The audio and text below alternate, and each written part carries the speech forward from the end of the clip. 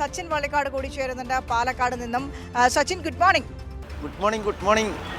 സച്ചിൻ ഏതായാലും വലിയ രീതിയിലുള്ള സന്തോഷം പ്രകടിപ്പിക്കുന്നുണ്ട്. ഡിവൈഎഫ്ഐക്കെതിരെ CM-നെതിരെ വലിയ രീതിയിലുള്ള അധിക്ഷേപങ്ങൾ ചൊരിഞ്ഞ രാഹുൽ മാങ്കൂട്ടത്തിലിനെ ഇന്നലെ ക്രിമിനൽ കേസിൽ, ബലാത്സംഗ കേസിൽ മുൻകൂർ ജാമ്യാപേക്ഷ അത് കോടതി തള്ളിയിരിക്കുകയാണ്. അതോടൊപ്പം തന്നെ കോൺഗ്രസിൽ നിന്ന് രാഹുൽ മാങ്കൂട്ടത്തിലിനെ പുറത്താക്കുകയാണ്. ഇപ്പോൾ രാഹുൽ മാങ്കൂട്ടത്തിൽ കോൺഗ്രസിലില്ല, കേരളത്തിൽ പോലുമില്ല എന്നാണ് അറിയാൻ കഴിയുന്നത്. കഴിഞ്ഞ 9 ദിവസങ്ങളായി രാഹുൽ മാങ്കൂട്ടത്തിൽ ഒളിവിലാണ്. മറ്റൊരു കാര്യത്തിൽ രാഹുൽ മാങ്കൂട്ടത്തിൽ ഒരു സവിശേഷത എന്ന് പറയുന്നത്, ഒളിവിലിരുന്ന് ജനപ്രതിനിധി ആയതിൻ്റെ 1-ാം വാർഷികം ആഘോഷിക്കാൻ കഴിഞ്ഞ ഏക MLA കൂടിയാണ് രാഹുൽ മാങ്കൂട്ടത്തിൽ. എന്തൊരു നാണക്കേടാണ് രാഹുൽ മാങ്കൂട്ടത്തിലും വരുത്തി വയ്ക്കുന്നത്. നാണക്കേട് എന്ന വാക്ക് ഉപയോഗിച്ചാൽ പോരാ, അത് വളരെ കുറഞ്ഞു പോകുമെന്നാണ് എനിക്ക് പറയാനുള്ളത്. അത്രയധികം ഗതികെട്ട ഒരാൾ, നമ്മൾ സാധാരണ സിനിമയിൽ ട്രോളുന്നത് പോലെ ഇതിലും വലിയൊരു ഗതികേടത്തിന് വരാനുണ്ടോ എന്ന് ചോദിച്ചതുപോലെയാണ് രാഹുൽ മാങ്കൂട്ടത്തിൻ്റെ അവസ്ഥ.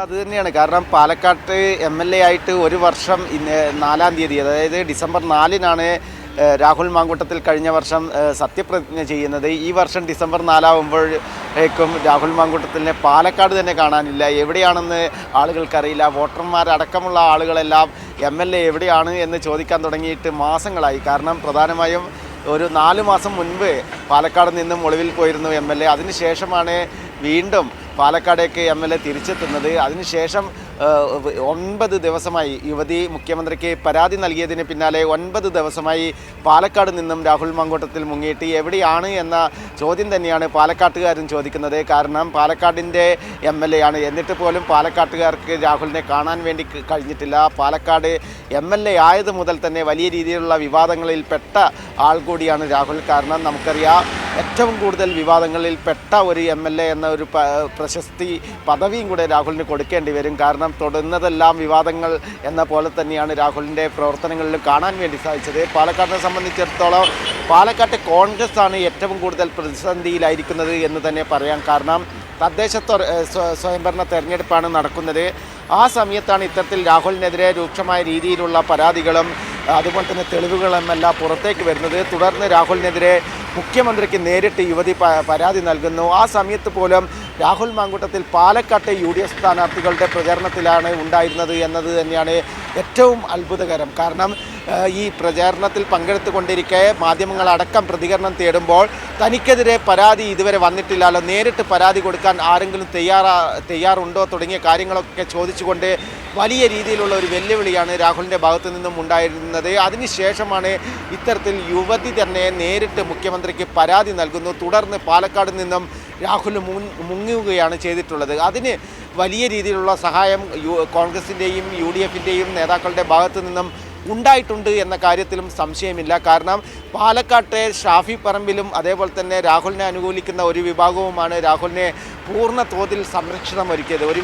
ഒരു ഭാഗത്ത് കോൺഗ്രസ് അദ്ദേഹത്തെ സസ്പെൻഡ് ചെയ്തു എന്ന് പറയുമ്പോൾ പോലും പാലക്കാട്ടെ കോൺഗ്രസിൻ്റെ ഒരു വിഭാഗം നേതാക്കൾ, പ്രധാനമായും ഷാഫി പറമ്പിൽ പക്ഷം, രാഹുലിനെ പൂർണ്ണ സംരക്ഷണം ഒരുക്കുന്ന ഒരു കാഴ്ചയാണ് നമ്മൾ കണ്ടത്. അത് സമാനമായ രീതിയിൽ തന്നെ ഇപ്പോഴും തുടരുന്നുണ്ട് എന്ന് തന്നെയാണ് നമ്മൾ മനസ്സിലാക്കേണ്ടത്. കാരണം രാഹുൽ മാങ്കൂട്ടത്തിലിനെ അവസാനമായി SIT സംഘം ലൊക്കേറ്റ് ചെയ്തത് കർണാടകത്തിലാണ്. കർണാടക ഭരിക്കുന്നത് കോൺഗ്രസ്സാണ്. കോൺഗ്രസിൻ്റെയും യൂത്ത് കോൺഗ്രസിൻ്റെയും കർണാടകയിലെ നേതാക്കളാണ് ഇത്തരത്തിൽ രാഹുൽ മാങ്കൂട്ടത്തിന് ഒളിയിടങ്ങൾ ഒരുക്കുന്നത് എന്ന് തന്നെയാണ് അറിയാൻ വേണ്ടി സാധിച്ചത്. അവിടെ വലിയ രീതിയിൽ സ്വാധീനമുള്ള നേതാക്കളാണ് ഷാഫി പറമ്പിലും അതേപോലെ തന്നെ KC വേണുഗോപാൽ അടക്കമുള്ള നേതാക്കൾ.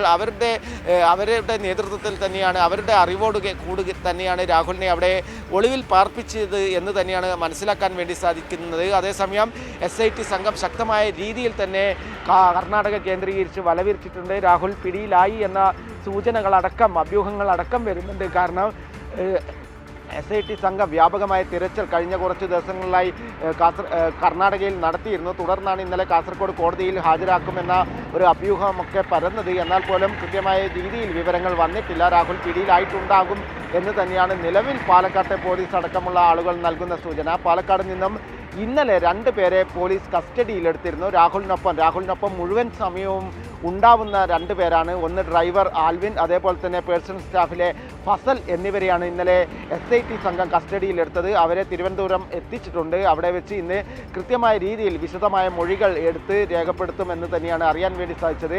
രാഹുലിനെ പാലക്കാട് നിന്നും രക്ഷപ്പെടാൻ വേണ്ടി സഹായിച്ചത് ഇവർ 2 പേരും എന്നാണ് SIT സംഘം കണ്ടെത്തിയിരിക്കുന്നത്. രാഹുലിനൊപ്പം അവസാനമായി ഉണ്ടായിരുന്നത്, അതായത് കണ്ണാടിയിലെ പ്രചരണത്തിൽ പങ്കെടുത്തുകൊണ്ടിരിക്കുകയാണ് രാഹുൽ മാങ്കൂട്ടത്തിൽ പാലക്കാട് നിന്നും മുങ്ങുന്നത്. ആ സമയത്ത് ഒപ്പമുണ്ടായിരുന്നത് ഫസലും ആൽവിനുമാണ് എന്ന് SIT സംഘം നേരത്തെ തന്നെ കണ്ടെത്തിയിരുന്നു.